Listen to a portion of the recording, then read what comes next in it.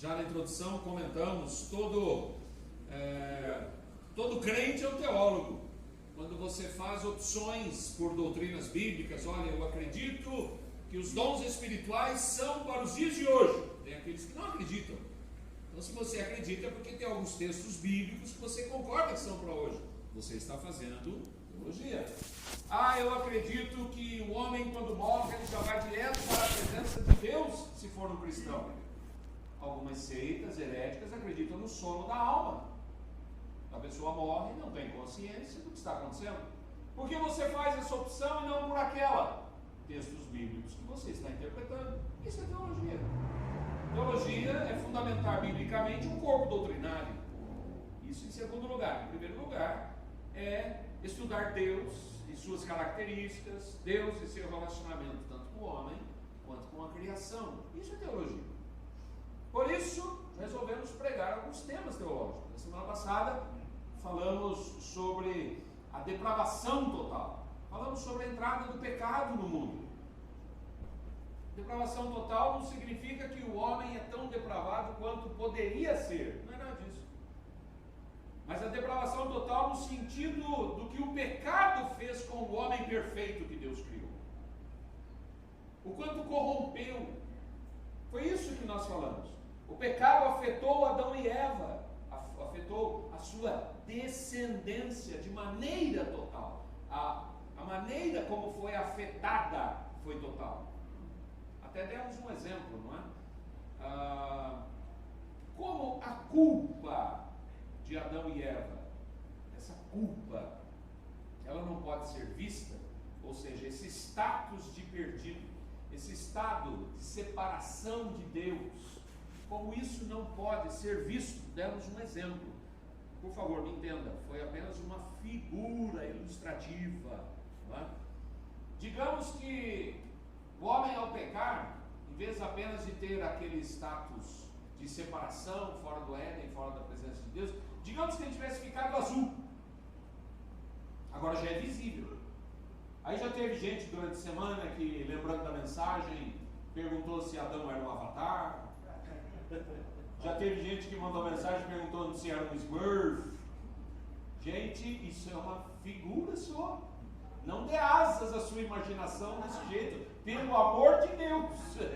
Calma.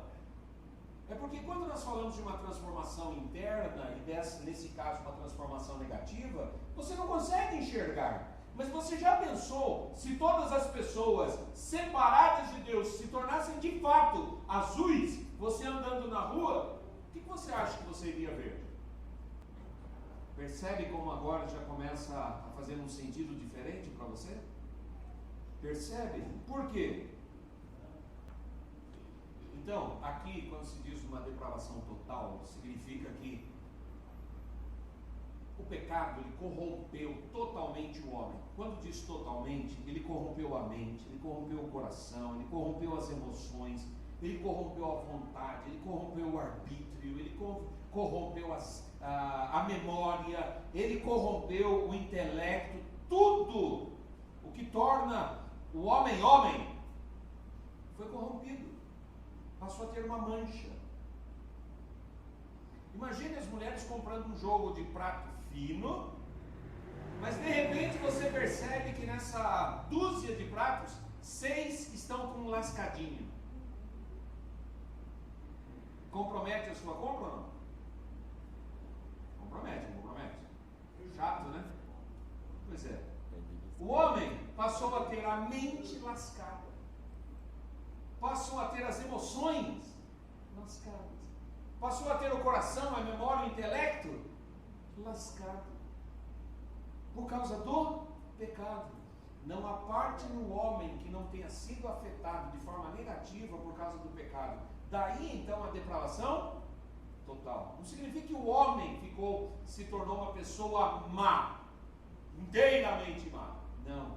Significa que todas as áreas da sua vida foram corrompidas. Pelo pecado de Adão, nós temos então uma culpa que passa de geração para geração. Ou seja, se Adão e Eva tivessem ficado azuis, todos os que nascerem de Adão e Eva serão o quê? Azuis. Agora, por outro lado, o pecado vai mais longe.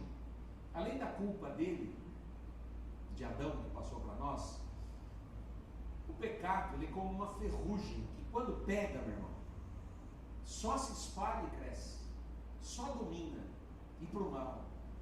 O pecado, meu irmão, é como um câncer, aquela célula cancerosa, cuja tendência é se espalhar e acabar com tudo. Isso é o pecado. Quem já teve, como eu aqui, carro velho que puxa para um lado? Hã? Você não conseguiu trocar aquilo lá ainda? Então, tem gente que ainda tem. Você solta o carro na pista, o carro que está bem alinhado, balanceado, você só tira a mão do volante, o que acontece? Retinho. Não é isso? O carro do Silvio, o carro que puxa para um lado. Como que ele faz? Você tira a mão do volante, o que ele faz? Isso é o pecado. Isso é o pecado. Não. Isso é o que o pecado faz. Nós temos uma tendência para o mal. Demos um exemplo, inclusive, né? Criança. Ninguém ensina a criança a mentir. Mas quantas vezes já pegamos os nossos filhos num flagrante? Criança tem 3, 4 anos. Você chega lá e fala assim: o que você está fazendo? Nada. Mas quem fez isso? Não fui eu. Quem ensinou? Você ensina seu filho a mentir? A gente não ensina. Isso é a tendência para o mal. Então o homem tem 2 problemas. Primeiro, a culpa herdada de Adão. Nascer azul, com a culpa de Adão é a mesma coisa que nascer num presídio, pessoal. Já nasce preso. Já nasce no ambiente de perdição. E ter a natureza pecaminosa significa que nós temos mesmo a tendência para o mal. Foi isso que nós pregamos. O pecado, então, ele prejudicou a imagem de Deus no homem. Sabe quando Deus criou o homem à imagem e sua semelhança? Não é silhueta, pessoal. Não significa que Deus tem braço, perna, tronco, cabeça como nós. Não. Aquilo de Deus que pode ser comunicado, aquelas características de Deus que podem ser comunicadas a nós, isso é imagem e semelhança.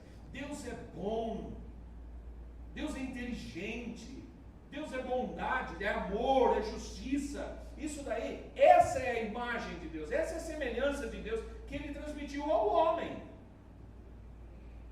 Você não vai virar para uma zebra e dizer assim: você é injusta. Não? Você não vai olhar para um macaco fazendo arte, jogando uma banana em você, você não vai falar assim: você não é bondoso. Eles não têm essas características são nossas. Essas são as características que compõem a imagem e semelhança de Deus em nós. Vamos pregar um dia o que é a imagem e semelhança de fato em nós. Então o mundo se tornou esse presídio, não é? Então, à medida que o tempo passa, nós vamos piorando. Eu sou pior do que meu pai, minhas filhas são piores do que eu. Porque o pecado ele vem corrompendo a humanidade desde Adão. Cada geração que passa, nós somos um degrau piores. Nossa mente vai se deteriorando, as nossas capacidades vão se deteriorando. Isso que o pecado faz. Essa é a ferrugem. Esse é o lascado do prato. É isso que o pecado faz. Então nós temos 2 problemas para ser resolvidos. Agora abra a sua Bíblia. Em Tito capítulo 2. Tito capítulo 2, dos versos 11 a seguir. O homem está num presídio por causa da culpa de Adão. O homem está enferrujando, está canceroso por causa do pecado. Todos nós pecamos. Não tem como você dizer assim: Adão não. O homem, ele está perdido. Tem a culpa de Adão e tem os seus pecados pessoais que o corrompem e o distanciam de Deus. Como ser salvo? Como alcançar Deus? Como ir para o céu? Paulo escreve a Tito, capítulo 2, versos 11 a 15, como está projetado aqui na frente. Porque a graça de Deus se manifestou salvadora a todos os homens, educando-nos para que, renegadas a impiedade e as paixões mundanas, vivamos no presente século sensata, justa e piedosamente, aguardando a bendita esperança e a manifestação da glória do nosso grande Deus e Salvador, Cristo Jesus, o qual a si mesmo se deu por nós, a fim de remir-nos de toda iniquidade e purificar para si mesmo um povo exclusivamente seu, zeloso de boas obras. Dize essas coisas, exorta e repreende também com toda autoridade. Ninguém te despreze. Até aqui. Feche os seus olhos, vamos orar. Pai, nós louvamos o Teu nome, agradecidos a Deus por estarmos reunidos na Tua presença para Te louvar. Tivemos o privilégio e o acesso ao Senhor para Te adorar nesta noite, para apresentar a nossa oferta de louvor ao Senhor. Agora queremos ouvir a Tua voz. Agora queremos ouvir a Tua palavra. Essa palavra inspirada, Senhor, que o Senhor deu à humanidade de presente. Ah, Deus, ilumina agora essa palavra, Senhor, para que possamos entendê-la, para que possamos ser alimentados por ela, para que haja um incremento da nossa fé, que nós possamos sair daqui mais crentes, mais apaixonados, mais dedicados, mais rendidos aos pés da cruz, Pai. Senhor, queremos nos entregar completamente ao Senhor. Domina-nos então, nos encharca da Tua palavra nesta noite, em nome de Jesus. Amém. Amados, quero tirar primeiro algumas dúvidas dos irmãos. Graça, quando nós falamos sobre graça, existem pelo menos dois tipos de graça que nós costumamos apresentar.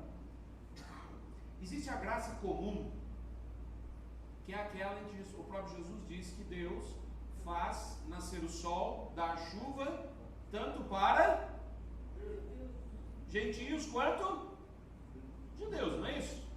Isso é a graça comum. A graça comum é aquela que não faz diferença das bênçãos naturais. O sol não nasce só para o cristão. O sol nasce para todos. A saúde é dada para cristãos e não cristãos. O desenvolvimento intelectual, o desenvolvimento físico, o desenvolvimento financeiro. Isso é graça comum. Guarde isso. Há uma graça de Deus que está sobre toda a humanidade. O nascer do sol todo dia, você sabia que se nós deslocarmos a terra um pouquinho para frente ou um pouquinho para trás, nós extinguimos a vida na terra?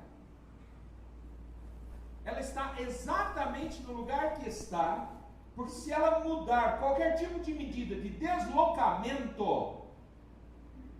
ou o calor do sol acaba conosco, ou ela gela completamente. Essa luz do sol que brilha sobre cristãos e não cristãos é uma graça de Deus. Manter a terra no lugar em que ela está é uma graça de Deus. Agora, o que tem impedido que isso aconteça? Uma graça comum chamada a mão de Deus, que não tem permitido que isso aconteça. Isso é graça comum. Isso é algo que alcança a todos. A questão da graça comum não muda o coração humano. Graça comum salva, pessoal. A graça comum não muda a disposição interior do homem, essa tendência para o pecado. Aquele que não nasceu de novo, quando faz boas obras, lembra aquilo que eu falei para vocês? Mesmo em virtude da graça comum, para Deus não tem valor, não atrai o favor de Deus. Por quê? Porque a Bíblia diz que aquilo que não é por fé é pecado. É pecado. O que não é por fé em Deus é pecado. Porque o ser humano sem Deus, ele não é motivado pela fé. Por isso que Isaías vai dizer que assim, mesmo as vossas justiças são para mim como trapo de imundícia. Nós temos um presídio em Sorocaba, vocês sabem disso, ali perto da Aparecidinha. Aquele presídio, esse presídio nosso aí, não é um presídio de traficantes, ladrões de banco, esse tipo de coisa. Vocês sabiam disso? Qual é o tipo de presidiário que tem? Pedófilos, estupradores. Esse é o nível que nós temos aí, tá? Se é estuprador, deve ter abusado de mulheres e crianças. Se é um pedófilo, abusou de fato de crianças, tá? Eles estão dentro de um presídio. Só que lá dentro do presídio, o camarada já preso, Aí ele é bonzinho com os colegas, ele é bonzinho com a administração, O fato de ele ser um presidiário bom, muda a situação dele de condenado? Isso é graça comum. O fato do homem ser perdido, mas bonzinho, e aí vem o bonzinho, né? Fulano diz assim, quando você prega o evangelho, diz assim, mas eu sou bom pai, eu pago os meus impostos, mas eu sou um bom marido, eu honro os meus pais. Percebe? Ele é muito bonzinho, não é? Mas qual é o problema? Ele está no presídio. Ele tem uma culpa. Ele é perdido. Usando a figura do domingo passado, ele é azul. Então não é por ser bom, pessoal. Não é por fazer coisas boas que se tem acesso a Deus. É aí que é necessária não uma graça comum. O oposto de comum vai ser o quê? Especial. A graça salvadora é também chamada de a graça especial de Deus. E é sobre isso que nós vamos falar. É esse o tema nosso nesta noite. E Tito aqui, recebe uma carta de Paulo no versículo 11, dizendo que em primeiro lugar a graça salvadora, ela é manifestada. Ela não surge do meio do homem, ela não nasce dentro do presídio, ela não brotou dessa geração azul. Não, ela foi manifestada, ela veio de cima. Tanto é que a palavra usada para manifestada no original grego é epifane, que vem da palavra, que gera a palavra em português epifania, a mesma palavra usada para a manifestação de Jesus. Jesus, quando se manifestar, de onde ele vem? Pois é desse mesmo céu, é desse mesmo lugar que se manifesta a graça de Deus. É a mesma fonte, ok? É interessante que a palavra epifania, se você fosse estudar em grego, você perceberia que a palavra epifania é a mesma utilizada para o nascer do sol. A epifania do sol, a manifestação do sol. E não é o que aconteceu com a graça, pessoal? No mundo em trevas, Deus fez o quê? Nascer o sol da graça em Jesus. Paulo não usa as palavras à toa, e tem mais. Isso são características de estudos. Quando você estuda grego, você percebe que uma característica da língua deles, do idioma deles, é que quando eles querem falar alguma coisa, dar ênfase em alguma coisa, eles colocam a primeira palavra para iniciar. Por exemplo, assim, o Silvio é trabalhador. Então eu estou enfatizando a pessoa do Silvio. O Silvio. Eu estou no púlpito agora, não posso contar tudo. Agora, se eu quiser, então eu estou enfatizando a pessoa, estou chamando a atenção do Silvio para vocês. Agora, se eu quiser enfatizar que ele é trabalhador, eu vou usar assim, trabalhador é o Silvio. Percebeu? Então a palavra no início é o que chama a atenção. E aqui no versículo 11, quando a graça de Deus é manifestada, sabe qual é a primeira palavra que Deus usa? Manifestada foi a graça de Deus. Essa é a ênfase que o autor dá. É a primeira palavra do verso, pessoal. Então, aqui nós temos a base sobre a qual Deus vai então manifestar a graça salvadora. A morte de Jesus Cristo. Através da morte de Jesus, nós vamos ter isso. Romanos capítulo 5, versículo 15 diz assim, se pela ofensa de um só morreram muitos, quem ofendeu? Adão. Se pela ofensa de Adão muitas pessoas morreram, Paulo diz assim, de um só homem, Jesus Cristo, a graça foi abundante sobre todos. A graça de Deus e o dom pela graça de um só homem, Jesus Cristo, foi abundante sobre muitos. Note o uso da palavra abundante. Ele podia ter dito apenas que a graça foi manifestada. Paulo está animado. Romanos capítulo 5, versículo 17, ele diz assim, se pela ofensa, agora é outro versículo, se pela ofensa de um e por meio de um só, reinou a morte, muito mais, presta atenção agora, os que recebem a abundância da graça e o dom da justiça. Novamente ele usa abundância da graça, mas lá em 2 Coríntios 8, 9, ele vai dizer assim, pois conheceis a graça de nosso Senhor Jesus Cristo, que sendo rico se fez pobre por amor de vós, para que pela sua pobreza vos tornasseis ricos. Ou seja, é a graça de nosso Senhor Jesus Cristo que nos alcança, que vem ao nosso encontro, que raia sobre nós. Essa graça salvadora, Tito 2,11, a graça se manifestou o quê? Salvadora. Aí a parte que nos interessa agora, porque agora tem que nos atingir. A graça de Deus, ela se manifestou, ela está presente. Mas eu também conheço muitos carros maravilhosos aí na rua, passam, eu fico babando, mas não posso pegar.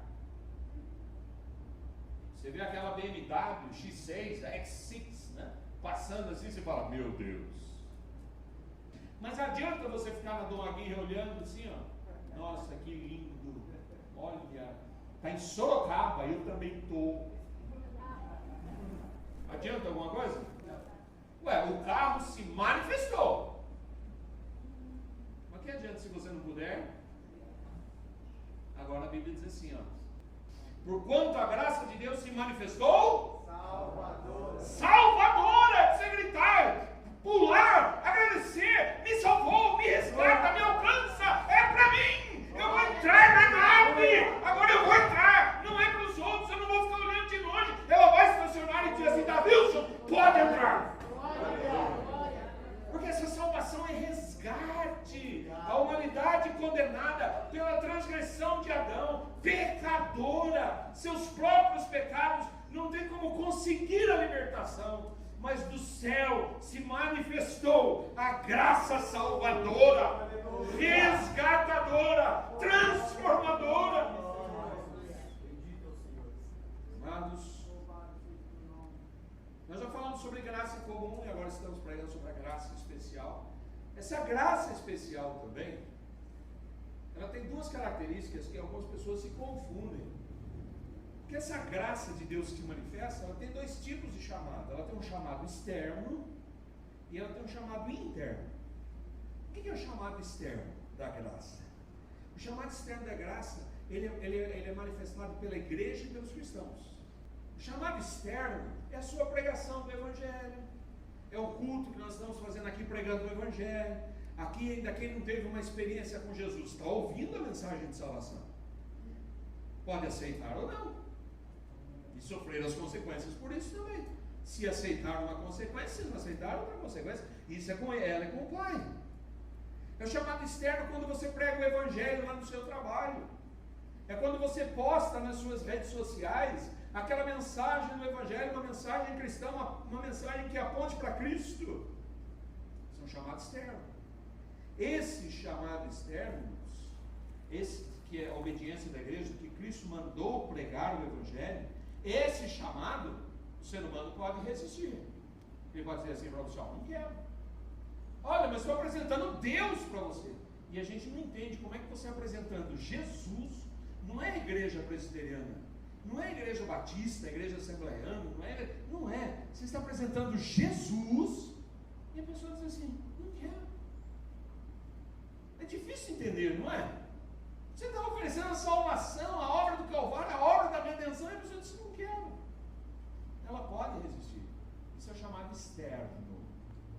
Agora, essa graça especial de Deus que nós apresentamos, ela tem também, graças a Deus por isso, ela tem o chamado interno. Esse chamado interno não somos você e eu que fazemos. O chamado interno é a obra do Espírito Santo, que vai lá e muda a chavinha, de desligado para ligado, de morto para vivo, de cego para enxergando. Isso é uma obra do Espírito Santo, esse chamado interno da graça, é aquela mudança de chave no coração, que abre os olhos, abre o entendimento, que enxerga a obra da cruz. É a pessoa ela começa a ver aquela coisa irresistível de Jesus. Agora, aquilo que ele rejeitava com a sua mente, quando muda a chave, não dá para ficar sem. Eu quero Jesus. Aí você fala, eu quero é Deus. E aí o mundo não entende, fala, é louco. Você fala, moço,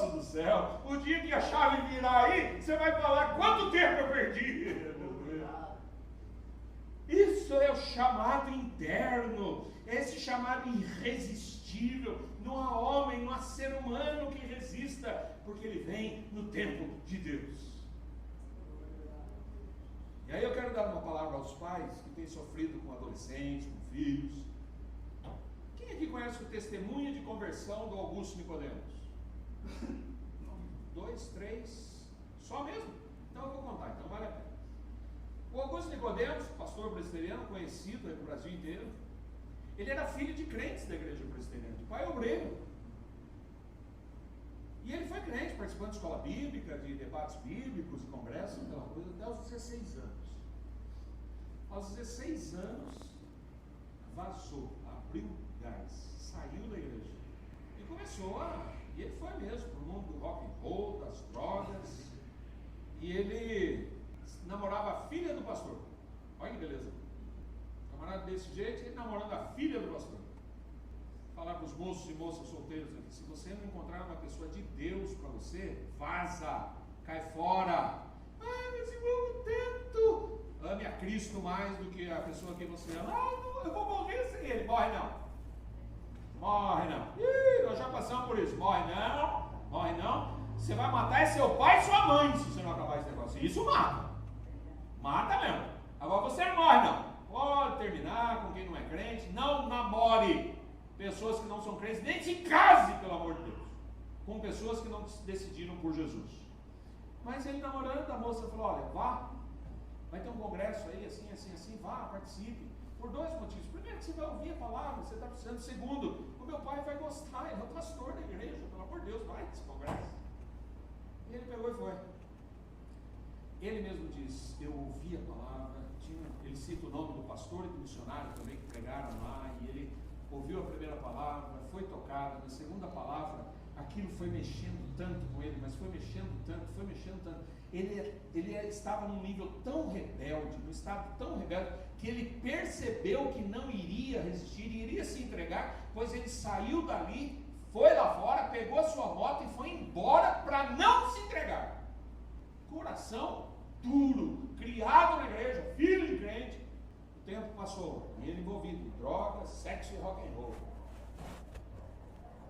Um dia, ele foi num determinado congresso, filhos de crentes, muitos amigos crentes também, apareceu, falaram para ele, foi também, chegou lá, a mesma situação. Ele ouviu a palavra, ele foi tocado, ele estava com o coração, sabe, aquela palpitação, pois ele saiu dali duro.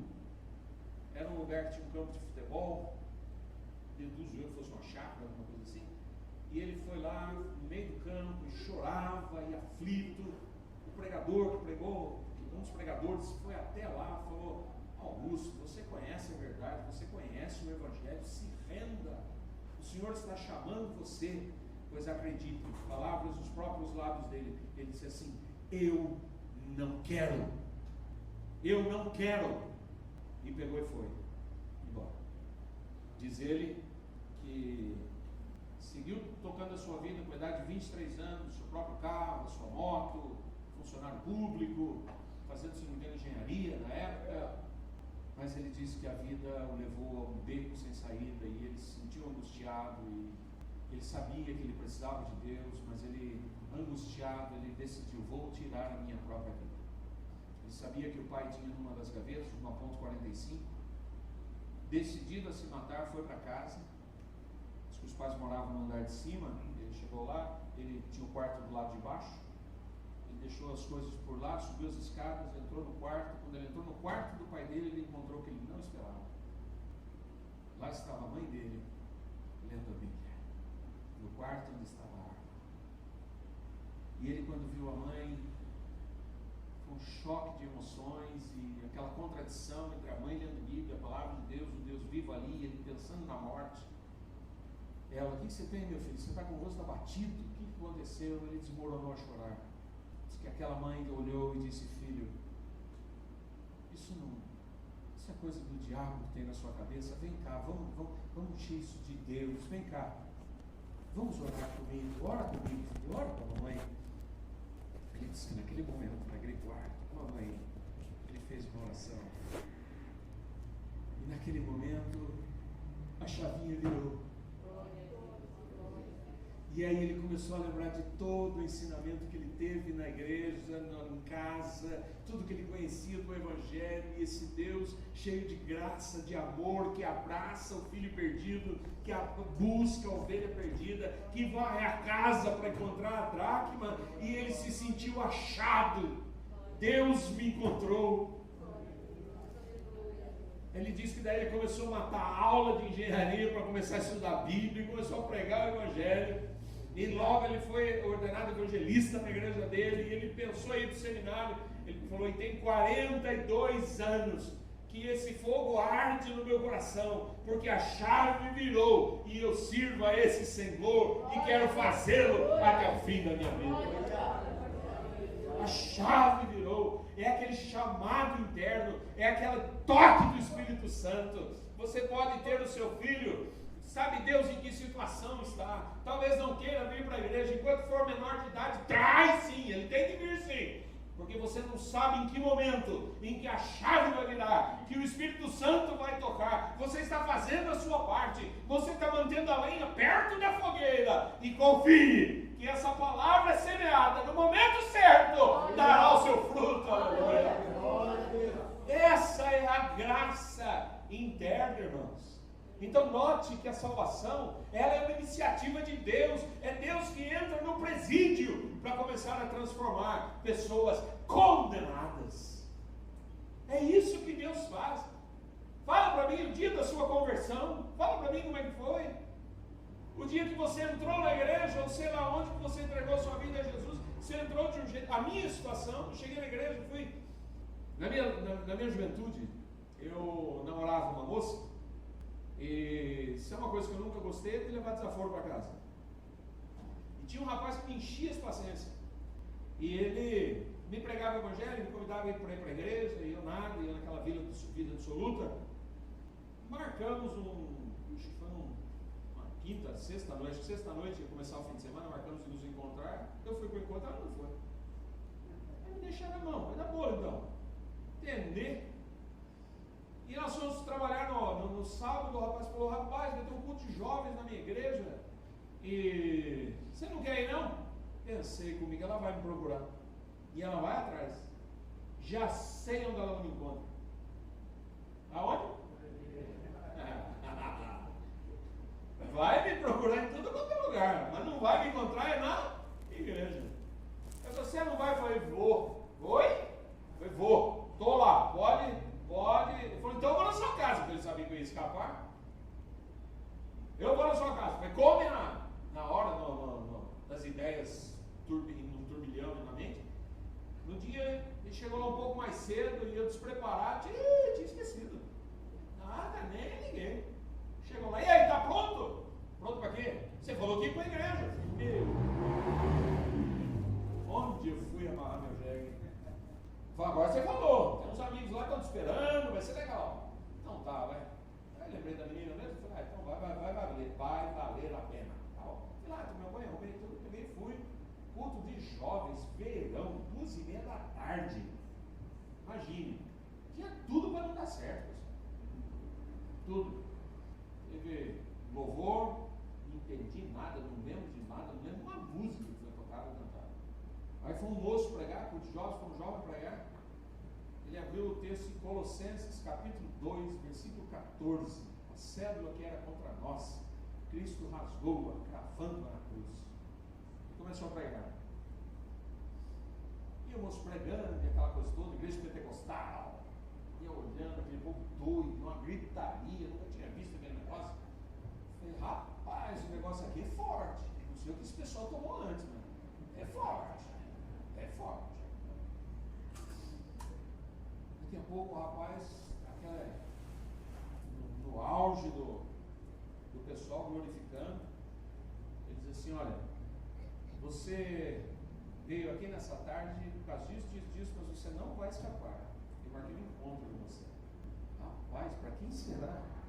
Veio lá, não sabia quem que era.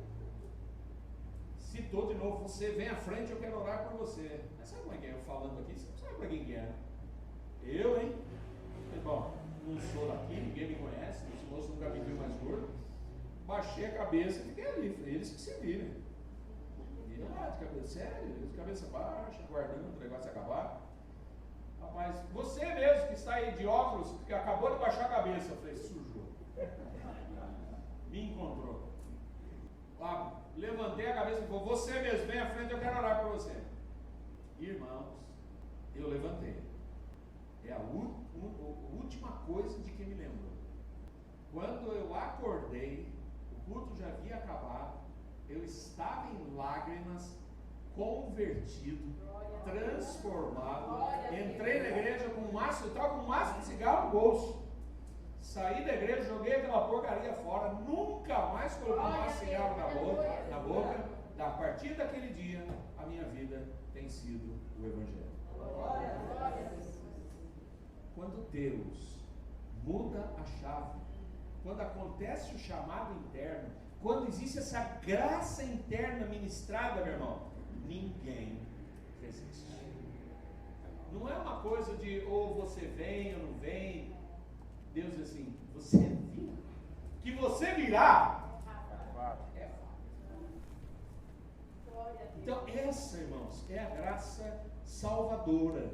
Deus faz raiar em nós essa salvação. Romanos 3, 24 diz assim, sendo justificados gratuitamente por sua graça, mediante a redenção que é em Cristo Jesus. Gente, aqui tem informação demais. Um dia, aqui tem graça, justificação e redenção. É um sermão para cada domingo. A graça é a iniciativa de Deus. A redenção é o método que Jesus usa para justificar você, que é o resultado. Nós vamos falar sobre tudo isso. A obra que Deus fez para colocar você no caminho dele e um dia levar para a glória é muito maior do que você tem visto e entendido, meu querido. Existe um projeto para levar você para o céu. Não é um chamado, uma coisa empurrando com a barriga, uma coisa que se der dá certo, vamos entrar tudo no avião para ver se decola. Deus tem um plano que nasceu na eternidade e termina com você coroado lá na glória. Esse é o projeto de Deus. E isso só acontece pela graça. Pela graça de Deus. Romanos capítulo 5, 20. Onde abundou o pecado, superabundou a graça. Meu querido, onde Adão deu início a um deserto para a humanidade, Deus fez vir um dilúvio. Aleluia. Se o problema é água, eu vou inundar vocês. Aleluia. Isso que é superabundar a graça, irmão. E eu não estou exagerando, não. Não tem miséria, não tem racionamento, não tem mesquinhez. Deus invade você, joga em você, enche você, derrama em você. Mas uma coisa que ele diz, o que não vai voltar para você é graça. Essa é a palavra utilizada, escolhida adentro, irmãos.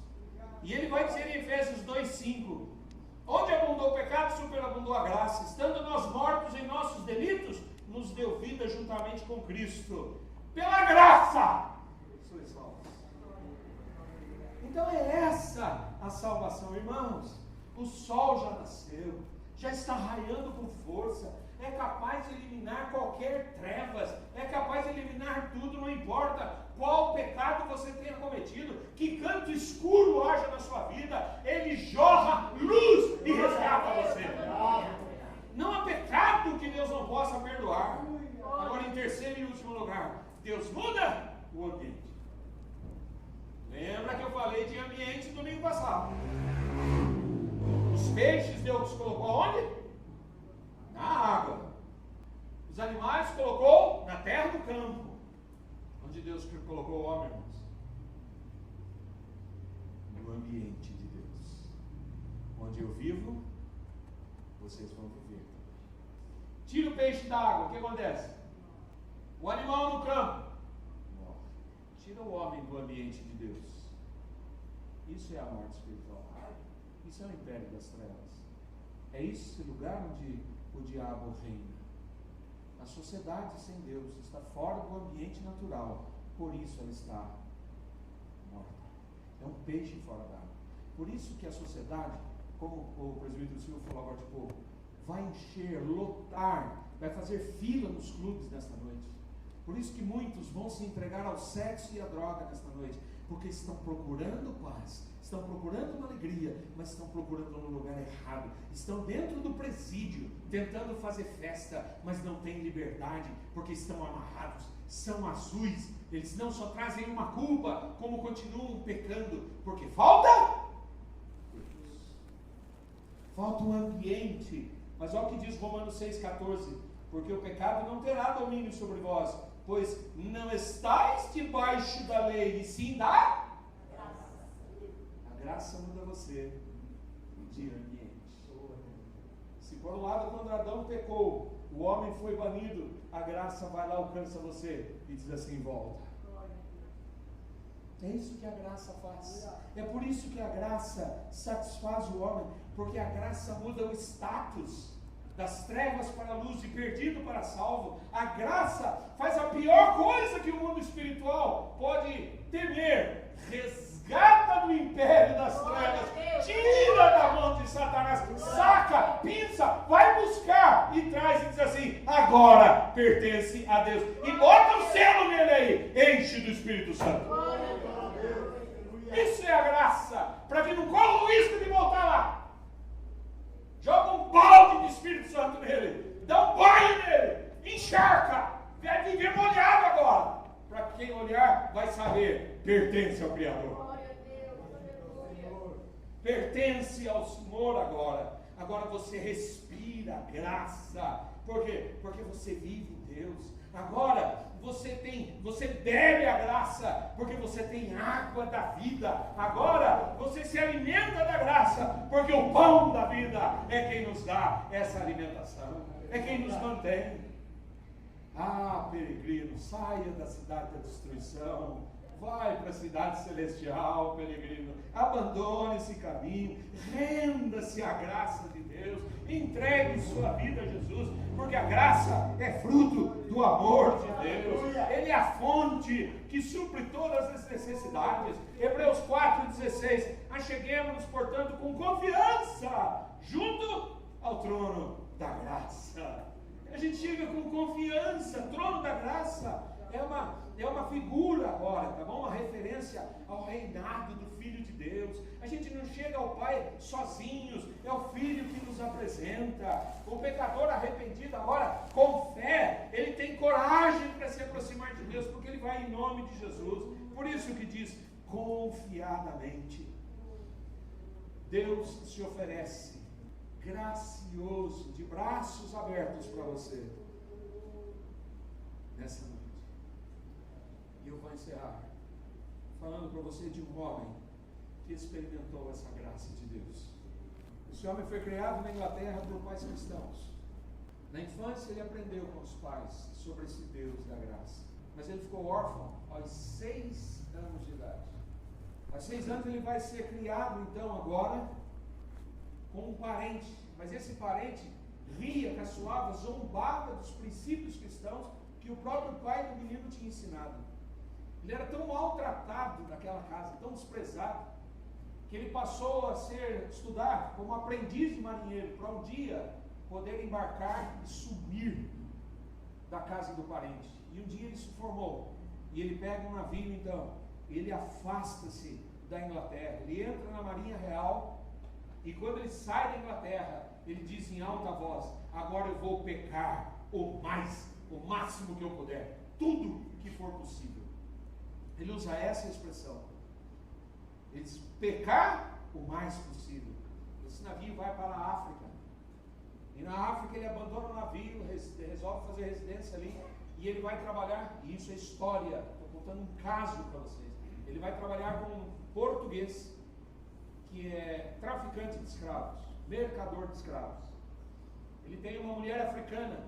Essa mulher africana toma conta do harém do português.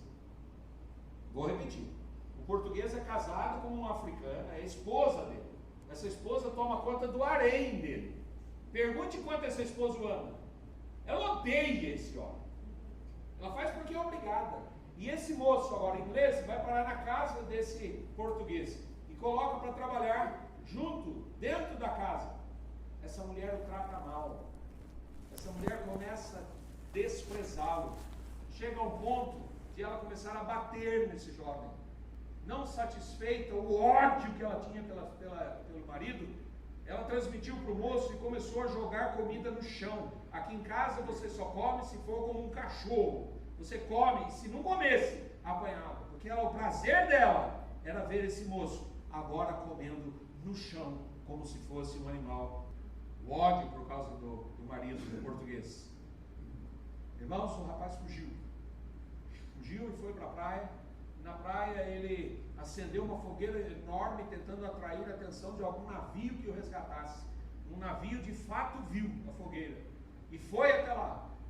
Quando chega lá, ficam decepcionados, porque acharam que fossem mercadores que pudessem traficar escravos. Não sendo, recolheram o moço a contragosto. Já estavam lá mesmo, lá.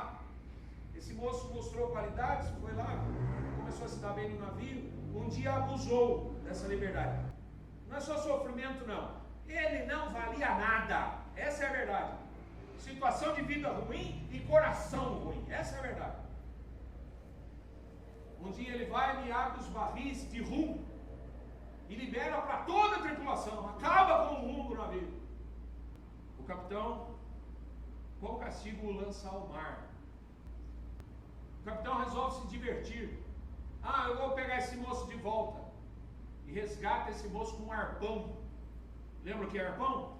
Arpão é aquilo que você usa para caçar baleia. E ele é então arpoado, trazido para dentro. E ele vai dizer depois que a cicatriz que ficou no lugar onde entrou o arpão, cabia, cicatrizado já, cabia um punho no buraco que ficou cicatrizado. Isso o deixou marcado para o resto da vida. Quando eles estavam a caminho da Grã-Bretanha, já quase chegando, o navio começou a fazer água, começou a entrar água. O capitão manda ele trabalhar com os escravos no porão. Aí ele não aguenta mais, a situação não aguenta, a situação é pesada demais, ele não suporta, o fardo está grande demais, mesmo ele, ruim do jeito que era. No fundo desse navio, ele clama a Deus, no porão, e ele clama pela misericórdia de Deus. E a graça o beijou naquele lugar. A graça o abraçou. E ele começa a chorar lágrimas quentes. E ele começa a lembrar das palavras da infância, ouvidos do seu pai, desse pai de amor, desse pai de misericórdia. E ele então entrega a sua vida a Jesus para o resto da sua vida. O nome desse moço, John Newton. Eu quero arriscar 99% que nenhum de vocês faz a mínima ideia de quem é. Quem sabe de quem eu estou falando, levanta a mão. Agora eu vou dizer para você um hino que ele compôs. Para expressar a sua gratidão ao Senhor, ele compôs Amazing Grace.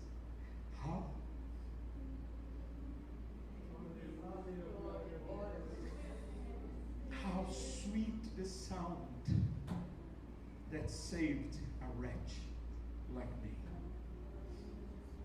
Graça maravilhosa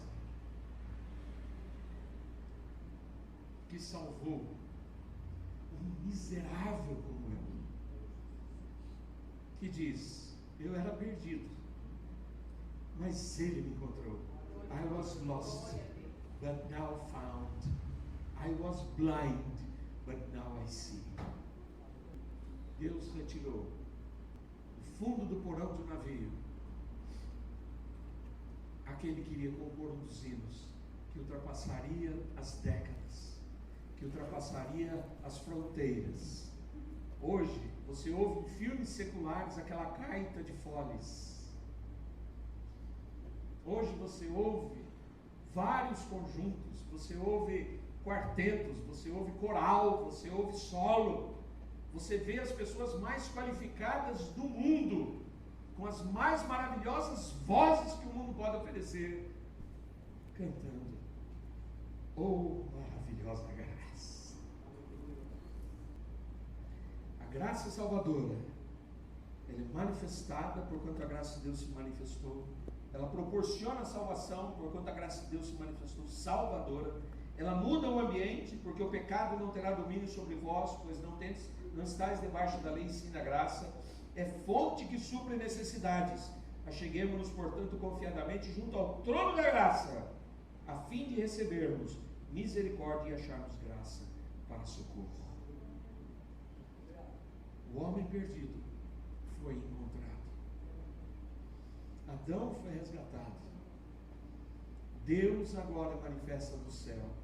Ele abre uma porta e diz para o homem: é por aqui que você vai entrar.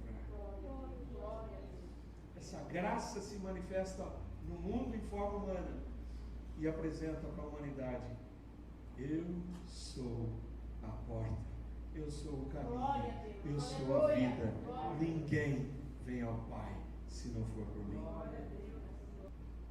A graça está manifestada no mundo e a graça está disponível, salvadora a todos os homens. E para não haver nenhuma dúvida, tem gente que fala assim: mas é a todos os homens. Não é assim. Ele tratou do capítulo 2, dos versos 1 a 10, ele fala da questão dos escravos, dos jovens, dos maridos, dos filhos, fala dos idosos.